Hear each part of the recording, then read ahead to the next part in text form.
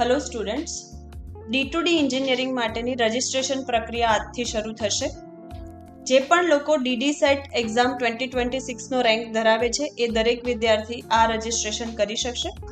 Registration કરવા માટે આપે જે ક્રેડેન્શિયલ્સ DD-SET માટે યુઝ કર્યા છે એ સેમ ક્રેડેન્શિયલનો યુઝ કરીને ACPCની ઓફિશિયલ વેબસાઇટ પર લોગિન કરવાનું રહેશે.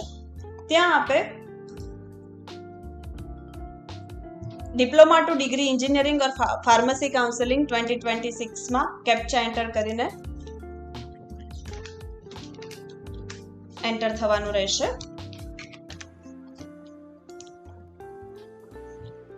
પ્રોસીડ.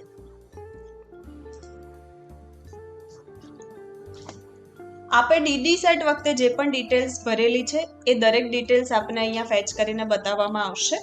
જો એ ડિટેલ્સમાં આપ કોઈ ચેન્જ કરવા માંગો છો તો આપ ચેન્જ કરી શકશો. આપ જોઈ શકો છો એ પ્રમાણે આપનું application form, qualification detail, contact details અને આપે જે અગાઉ અપલોડ કર્યા હતા એ દરેક ડોક્યુમેન્ટ્સ ઓલરેડી અપલોડેડ બતાવે છે.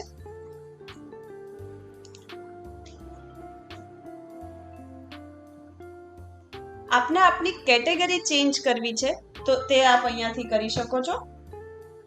તેના માટે ફરીથી ફોર્મ ભરવાની કે એડિટ રિક્વેસ્ટ આપવાની જરૂર નથી રહેતી.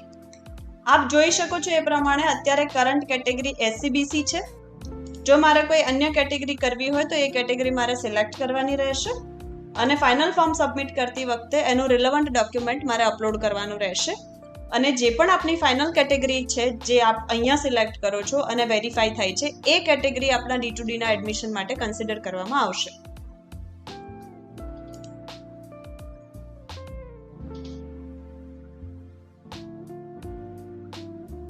આપે અગાઉ એન્ટર કરેલી દરેક ડિટેલ્સ આપને બતાવે છે. આપના ડોક્યુમેન્ટ્સ અહીંયા અવેલેબલ છે.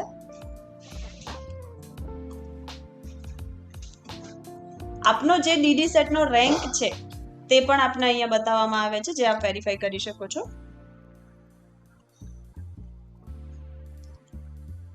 અહીંયા એગ્રી પર ક્લિક કર્યા બાદ 7 ફાઇનલ સબમિટ પર ક્લિક કરો. યસ.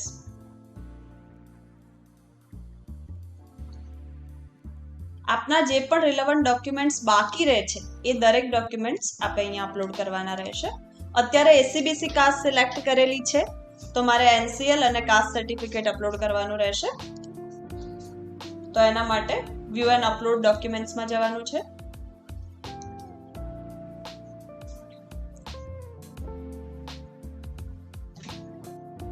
જે પણ ગ્રીન છે ઓલરેડી અપલોડેડ ડોક્યુમેન્ટ છે જે આપણે DD-SET ના રજિસ્ટ્રેશન વખતે અપલોડ કર્યા છે. અહીંયા જે નોટ અપલોડેડ છે તે ડોક્યુમેન્ટ્સની પ્રોસેસ આપણે કમ્પ્લીટ કરવાની રહેશે. તો સૌપ્રથમ SCBC નું કાસ્ટ સર્ટિફિકેટ અપલોડ કરવાનું છે.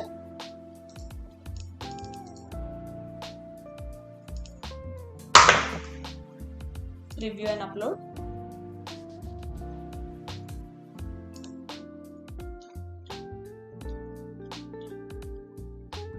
ત્યારબાદ મેં ફિઝિકલ હેન્ડીકેપ સિલેક્ટ કરેલું છે તો PH નું સર્ટિફિકેટ અપલોડ કરવાનું રહેશે.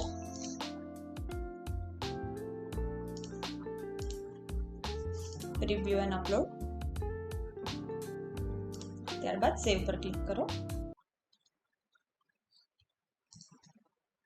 મેં TFWS પણ સિલેક્ટ કરેલું છે તો અહીંયા મારે વેલિડ ઇન્કમ સર્ટિફિકેટ અપલોડ કરવાનું રહેશે.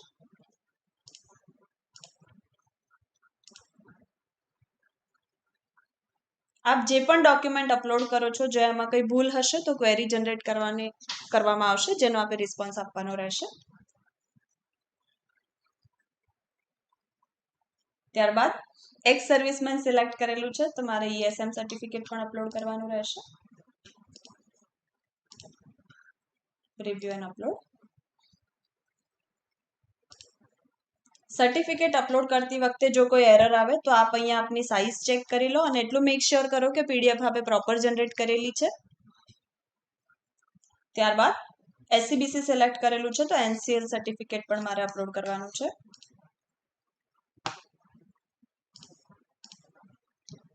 Review and upload.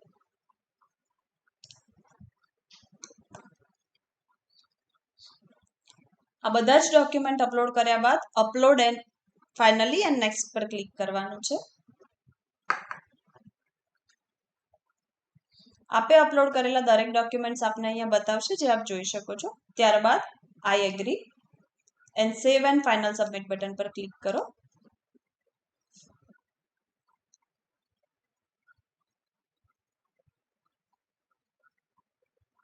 હવે આપ જોઈ શકો છો એ પ્રમાણે આપનું ફોર્મની દરેક પ્રોસેસ કમ્પ્લીટ છે. લાસ્ટ એક સ્ટેપ બાકી છે, પે રજિસ્ટ્રેશન ફી, જેના માટે આપે અહીંયા પે રજિસ્ટ્રેશન ફી બટન પર ક્લિક કરવાનું છે. અહીંયા આપે 350 rupees non refundable registration fees pay કરવાની રહેશે.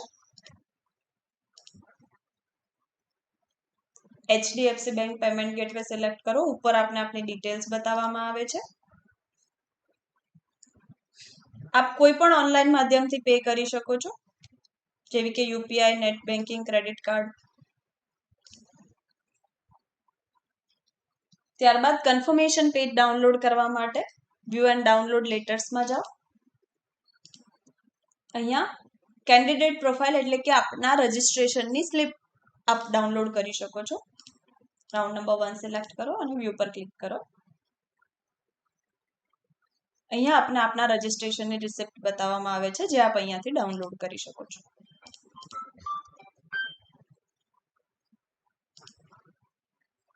આ રજિસ્ટ્રેશનની પ્રક્રિયા આપે 22 જૂન 2026 પહેલા પૂર્ણ કરવાની રહેશે. Thank you.